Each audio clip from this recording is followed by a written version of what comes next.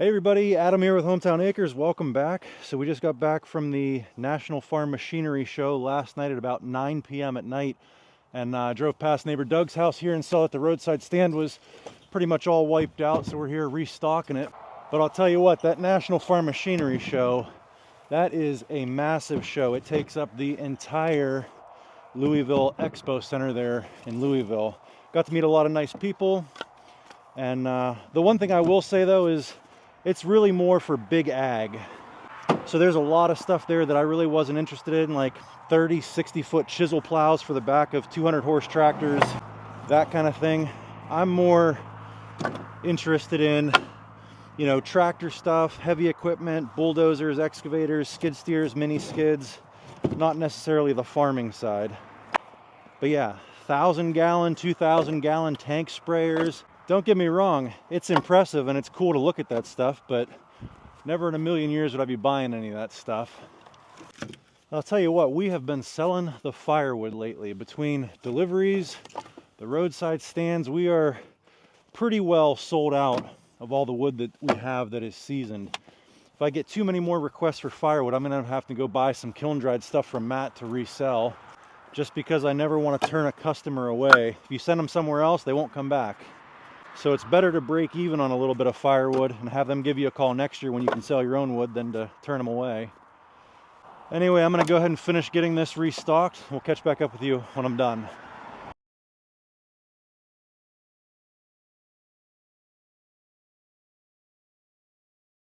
Well, there you go. If you ever want to know how many $20 loose stacks I get out of one IBC tote, it works out to about 7.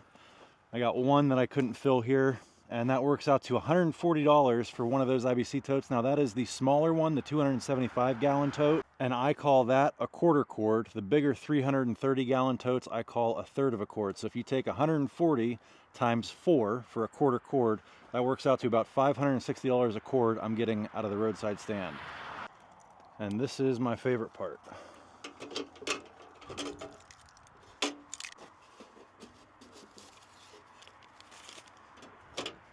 So today's video is sponsored by HelloFresh, and I'm gonna let Lana take this one away because she does most of the cooking in our household. I do a little bit outside on the grill or the smoker, but as far as the day-to-day, weeknight maintenance cooking, that's Lana's territory there. So I still work full-time, and when I am not working, I am here chasing after our 2-year-old and our 4-year-old. Besides that, I am taking care of meal planning, grocery shopping, cooking, and I have to say meal planning is probably the most aggravating thing that I have to do out of all of my job tasks. Yeah, I know after we put the kids to bed, usually I'm sitting in my chair editing, working on YouTube, and she's sitting on the couch working on meal planning, and she always says, Adam, what do you want to eat this week? And I'm like, I don't know. So helpful, especially since I'm trying to plan meals for us as well as our kids. So trying to figure out meals that all of us will eat gets really challenging. Yeah, and so that was kind of nice. We just got done with our first box from HelloFresh, and you know, when we went in to put in our order, they basically said, what do you want? Do you have any dietary restrictions, all that? And we picked the family-friendly box, which gave us 3 recipes of kid-tested and approved recipes. And our kids are, well, Anderson's a pretty picky eater. Josie will eat anything, but Anderson cleaned his plate. So we were pretty happy. You didn't have to spend any time looking up new recipes. We try to, well, you try to pick new recipes week after week so we're not eating the same thing over and over again. And I mean, I'd imagine for you, it's pretty nice to be able to take a week off from scouring TikTok for new sensational recipes, right? Yes, well, it's not just TikTok, and Pinterest and all other places. But yeah, no, it was really nice. It was nice knowing that when I came home, I had everything together, like in the fridge. They came in bags that had everything like pre-packaged and measured for exactly what we needed. And all I had to do was just go in there, choose which meal I wanted, and then cook it. And not only was it prepackaged, but it was prepackaged individually by meal. So like all of the ingredients for one meal came in one bag, and then another meal was in a separate bag. It all comes in the same box, but then they're packaged individually within that box. So it's pretty foolproof, and it comes with cooking instructions as well if you're not really that handy around the kitchen. So I think, I mean, I'm not going to speak for you, but I don't think it could have been any easier. No, yeah, no, it was great. Yeah. I didn't have to spend like any time thinking about it. That whole part was taken out of my day. All I knew was just, I'm going to make it, and that's it. Yeah, so I think it would be a great thing to get for, if you're like us and your wife does most of the cooking, or whoever the person that does most of the cooking in your house is, it would make a great gift for that person. Or if you are a grandparent and you have a son or daughter that's chasing around little ones, I think it would make a great gift for them as well. Oh yeah, 100%. Hint, hint to my parents or my in-laws. If they want to send us a HelloFresh box, that'd be great.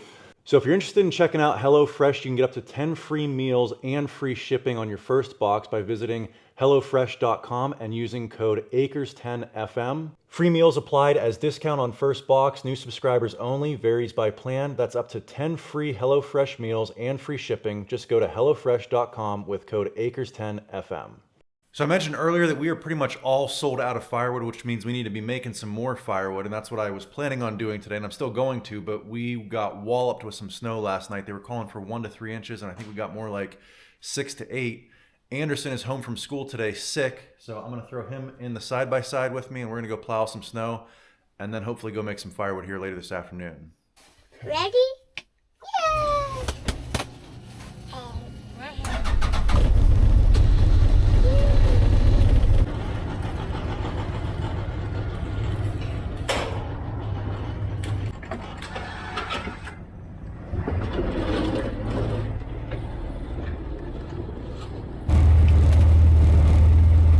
Okay, you ready to go?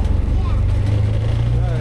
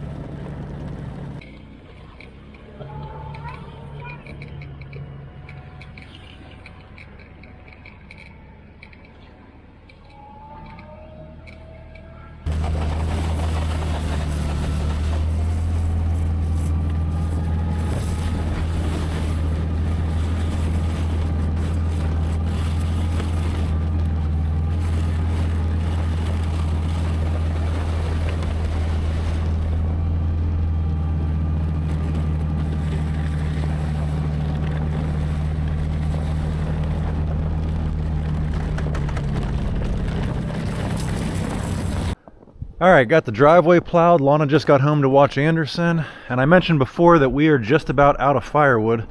This is literally all that we have left, and I've got somebody coming tomorrow morning to pick up 3 baskets. And actually, these 2 right here, I just cut and split probably 2 videos ago. So really, I've got 4, 5, 6, 7 sellable baskets left, and 3 are going out tomorrow. So I'll be down to 4 baskets after tomorrow. So, like I said, we really need to get kicking into high gear here and getting some baskets ready for next year. First thing I want to do is, if you saw the last video with this barrel cleaner from Metza Machines or from Yappa, a lot of this angle I think is too steep on this, because a lot of the wood, as it's coming down, it hits on the catch pan there and then it just shoots right down. So somebody actually made a good suggestion in the comments. Instead of trying to, these legs are adjustable, but only in 6-inch increments, and I think if I go a full 6 inches to the next slot, that would bring that almost level. So just for reference, the angle that is on these bars right now, I don't know if you can see that, is about 6 degrees. So I think probably we want to cut that in half and maybe shoot for 3 degrees.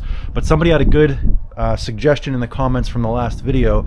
Instead of trying to build that dirt up a little bit there to raise that up, or going a full 6-inch adjustment on the preset holes here, just take a couple of 2x material and pop it underneath those legs, and that should give you a half measure that we want to raise that up. So we're going to go ahead and get that done right now.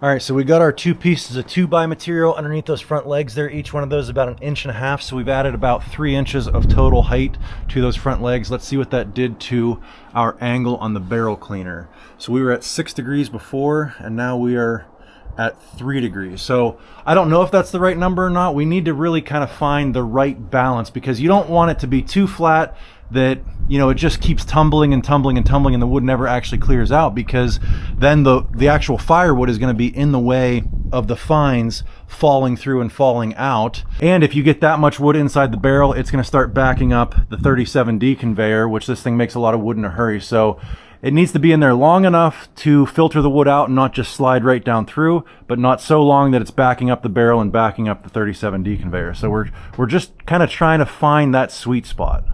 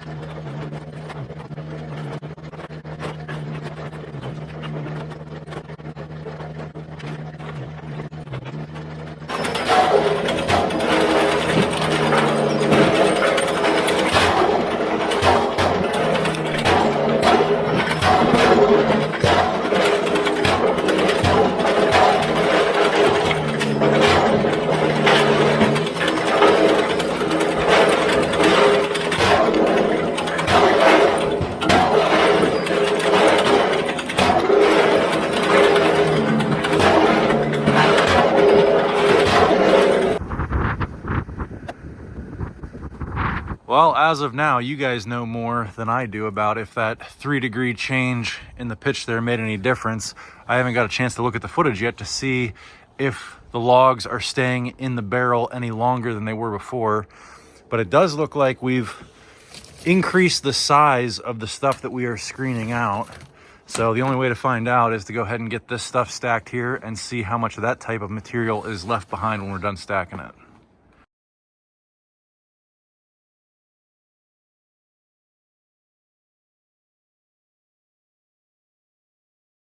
All right, so we got all of the wood stacked and we have our results left in the bottom of the dump trailer. And I think we have this thing dialed in pretty well. You can see the type of material that gets left behind is only the bigger, good, usable kindling.